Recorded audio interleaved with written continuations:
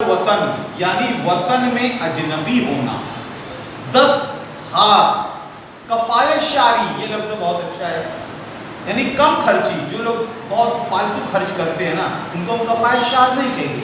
जो जहाँ ज़रूरत हो वहाँ पर ही खर्च करे वो कफायत शार है, यानी फालतू का पैसा नहीं उड़ाना।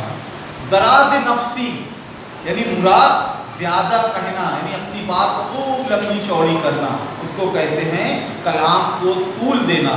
तो बच्चों ये सारे नए अल्फाज है, इसको सही तरीके से पढ़ना, इसका मानी समझना ये बहुत ज़रूरी है। मैं एक मरतबा फिर से तमाम अल्फाज पढ़ रहा हूँ, आप लोग अपनी किताब में देखेंगे।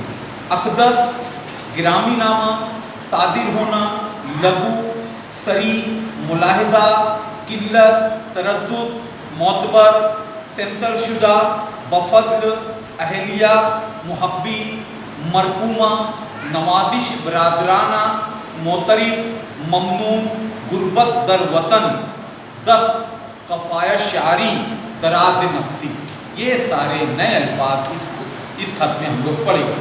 तो आइए बच्चों, हम लोग सबसे पहले देखते हैं पहली बात। खुदा का शुक्र है ट्रेन ठीक वक्त पर नागपुर पहुंची। इरफान मियाँ मुझे लेने स्टेशन आ गए हैं। सलीम साहब ने स्टेशन पर उतरते ही अपने बखैरियत पहुंचने की इत्तला यानी खबर एक मैसेज के जरिए घर वालों को दे दी। ये भी एक नेमत खुदाबंदी है, यानी खुदा का शुक्र है कि हम जदीद वसाइल की मदद से एक दूसरे से बआसानी और फौरन राब्ता कायम कर लेते हैं। अब यहाँ लफ्ज़ आया जदीद वसाइल। जदीद यानी नया, जदीद यानी नया। वसाइल का लफ्ज़ी मानी होता है सामान। अब यहाँ पर हम लोग खत की जगह जदीद वसाइल में क्या लेंगे? टेलीफोन, मोबाइल, कंप्यूटर, इंटरनेट, इनके जरिए हम फौरन खबर कर देते हैं ना एक दूसरे को, बआसानी और फौरन राब्ता कायम कर लेते हैं।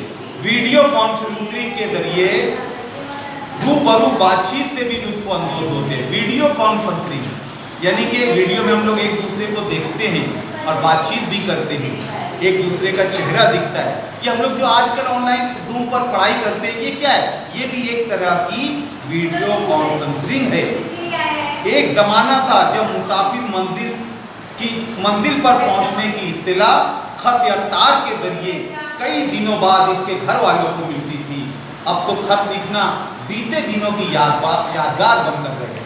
बीते दिनों की यादगार यानी पुराना, यानी कि पहले के लोग खत लिखते थे, अब कहाँ लोग खत लिखते हैं। लेकिन आगे क्या लिखा है? ताहम इसका